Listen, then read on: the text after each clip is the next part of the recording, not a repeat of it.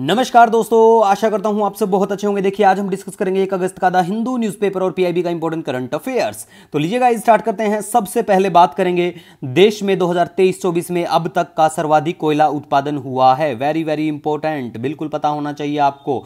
और ये जो पॉइंट है ना, ये बिल्कुल पीआईबी के हैं। और पीआईबी क्या है? प्रेस इंफॉर्मेशन ब्यूरो, सरकार की सरकारी वेबसाइट।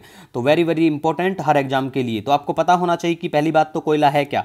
ये एक प्राकृतिक रूप से पाए जाने वाला, बिल्कुल मुख्य रूप से कार्बन से बना हुआ होता है। ये आपको ध्यान में रखना है। और देश में कोयले की कोई कमी नहीं है, ये भी आपको याद रखना है। ठीक है गाइस, बेसिक इंफॉर्मेशन है, पेपर में काम आने वाली बिल्कुल। और कोयला जो है खान अधिनियम 1952 के अंतर्गत आता है। ठीक है। और प्रमुख कोयला उत्पादक जो राज्य हैं ओडिशा, छत्तीसगढ़ और झारखंड बिल्कुल हैं।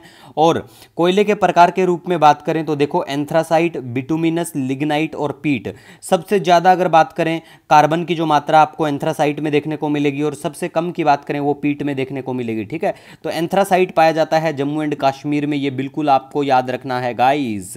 ठीक है। ये बेसिक चीजें हैं, थोड़ी सी इंफॉर्मेशन है, वेरी वेरी इंपॉर्टेंट है, कोल से रिलेटेड, तो आपको ध्यान में रखना है। ठीक है। नेक्स्ट हम यहां पे बात करेंगे राजस्थान के नए राज्यपाल के बारे में। और देखिए गाइस, कोल से रिलेटेड है ना, यूपीएससी ने क्वेश्चन भी पूछ रखे हैं, तो इस वीडियो के एंड में हम लोग क्वेश्चन भी डिस्कस करेंगे आपसे। ठीक है, यूपीएससी ने जो पूछ रखे हैं।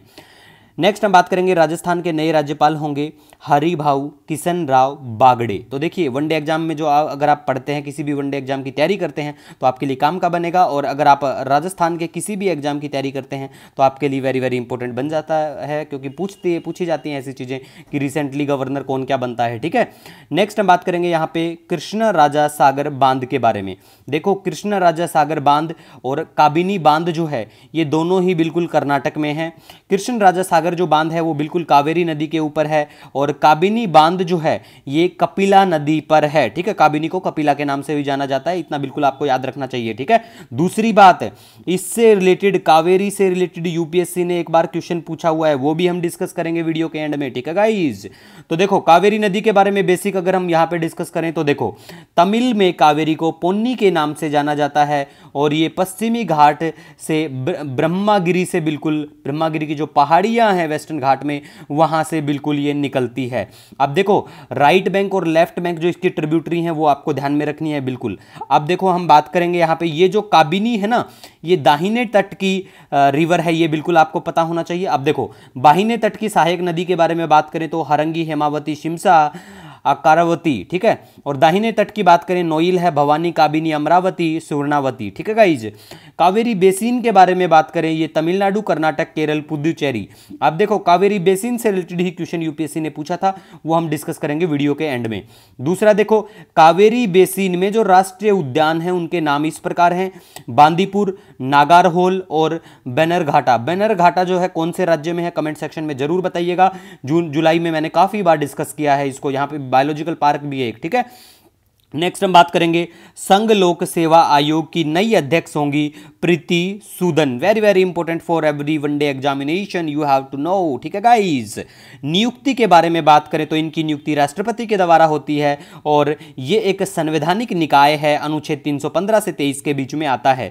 नेक्स्ट हम बात करेंगे भारतीय वायुसेना का सबसे बड़ा बहुपक्षीय अभ्यास जो है वो है तरंग शक्ति। याद रख लेना गाइज, मल्टीलैटरल है ये। ठीक है गाइज। नेक्स्ट हम बात करेंगे इंडिया रेटिंग ने वित्त वर्ष 2025 में विकास दर का अनुमान बढ़ाकर 7.5% कर दिया है, जो पहले 7.1% किया गया था। अब हम बात करेंगे पिछले साल यूपीएससी के द्वारा पूछे गए कुछ क्वेश्चन के बारे में। देखो ये क्वेश्चन यूपीएससी के द्वारा पूछा गया था, तो इसमें बताया था कि भाई तीनों में से फाइंड आउट करना है कौन सा ठीक है। तो देखो पहली बात हम थर्ड से लेके चलते हैं यहाँ पे, और क्वेश्चन का ऑप्शन सेट करने का तरीका भी यहाँ पे एक बार देख लेना, अदरवाइज क्वेश्चन के बाद बताऊंगा मैं। देखो तीसरा यहाँ पे देखो स्टेटमेंट, भारत में कोयले, भारतीय जो कोयला है उसमें राख की अधिक मात्रा पाई जाती है। बिल्कुल हमने अभी बात करी थी, कार्बन कंटेंट काफी पाया जाता है भारतीय कोयले में। तो जी बिल्कुल तीसरा सही है। इसका मतलब ये भी ठीक है, ये भी हो सकता है, ये भी हो सकता है। ठीक है। पहले की अगर बात करें तो देखो दूसरा, कोयला संचालित विद्युत संयंत्र पर्यावरण में सल्फर डाइऑक्साइड और नाइट्रोजन की ऑक्साइड उत्सर्जित करते हैं। बिल्कुल कर सकते हैं। ठीक है। तो ये साइंस वाले में ऐसी वाली में संभावना होती है, इतना भी ध्यान रख लेना। और कोयले में राख में आर्सेनिक, सीसा और पारद अंतर्वृष्ट होते हैं। बिल्कुल होते हैं, तीनों ऑप्शन इसके बिल्कुल बिल्कुल ठीक है, ठीक है। नेक्स्ट हम इस क्वेश्चन के बारे में अगर गाइस बात करें, ठीक है, तो देखो इसमें क्या पूछ रखा है कि भारत सरकार द्वारा कोयला क्षेत्र का राष्ट्रीयकरण इंदिरा गांधी के कार्यकाल में किया गया था। जी बिल्कुल 1972 में किया गया था, ठीक है, तो ये बिल्कुल सही हो सकता है। अब थर्ड पे देखते हैं ऑप्शन पे, तो देखो भारत हाल के समय तक घरेलू आपूर्ति की कमी को पूरा करने के लिए कोयले का आयात करता था, किंतु अब भारत कोयले उत्पादन में आत्मनिर्भर है। 19-20 में सवाल पूछा गया था, तो उसके हिसाब से ये जो ऑप्शन है ये सही नहीं है, ठीक है। तो आप इनको अगर करोगे तो पहला ही ऑप्शन बिल्कुल ठीक हो जाएगा। दूसरा यहां पे गलत किस प्रकार से होगा, देखो वर्तमान में कोयला खंडों का आवंटन लॉटरी के आधार पर किया जाता है, जबकि लॉटरी पे नहीं ऑक्शन से होता है, ठीक है। तो यहीं पे अगर आप दूसरा गलत करोगे तो ये भी हो चुका है, तीसरा वैसे ही था, तो ठीक है। नेक्स्ट हम यहां पे अब देखो एक चीज कॉमन दिखाता हूं दोनों क्वेश्चन में आपको। यहां पे देखो सेम ऑप्शन, सेम टाइप का ऑप्शन है, सेम टाइप का, और यहां भी देख लीजिए, ठीक है। मतलब यहां पे तो आप बिल्कुल इनको पढ़ के कर लोगे कि भाई तीनों ही सही लग रहे हैं, और यहां पे सिर्फ एक क्वेश्चन को देख के आप एलिमिनेट कर पाएंगे। तो एलिमिनेट का मतलब क्या होता है, देखो नॉलेज है तभी कर पाएंगे, अदरवाइज तुक्काबाजी यहां पे काम नहीं कर पाएगी, ठीक है। आजकल तो पेपर का लेवल ही ऐसा हो गया है। नेक्स्ट हम बात करेंगे यहाँ पे, ये क्वेश्चन भी यूपीएससी के द्वारा पूछा गया, मैंने अभी बात करी थी कावेरी बेसिन के बारे में।